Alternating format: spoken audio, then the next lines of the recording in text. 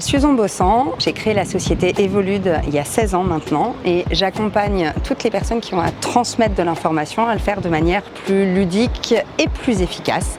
Et pour ça, je conçois des serious games, donc je suis serious game designer.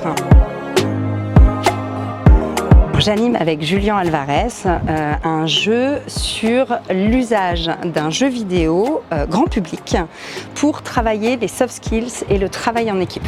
Donc ils vont jouer à un jeu vidéo et on va pouvoir ainsi les faire monter en compétences sur le travail en équipe. Et puis évidemment on débriefera de quel est l'intérêt d'utiliser un jeu dans ce type de formation.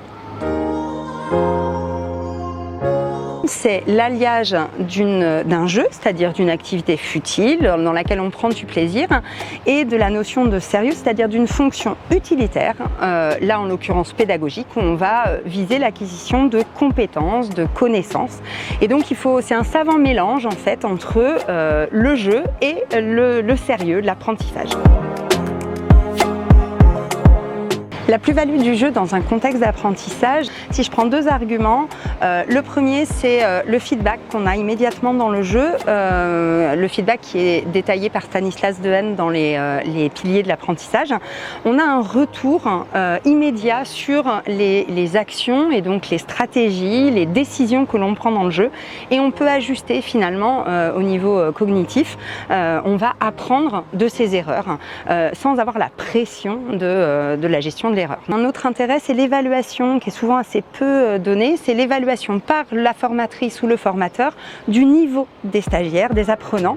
Dans le jeu, en fait, on se révèle tel que l'on est et ça permet au formateur ou à la formatrice d'évaluer le niveau des stagiaires et de dispenser les compétences, les connaissances exactement là où les personnes en ont besoin.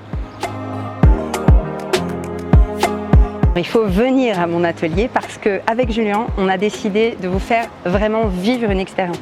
Vous allez jouer à un jeu vidéo qui est un jeu vidéo grand public, donc en l'occurrence que vous pourrez acheter après avoir participé au Learning Show pour faire jouer vos apprenants. On fera de la méta-analyse, donc on vous permettra de savoir pourquoi est-ce que c'est intéressant de faire jouer à des jeux en formation. On se donne rendez-vous les 19 et 20 octobre au Learning Show.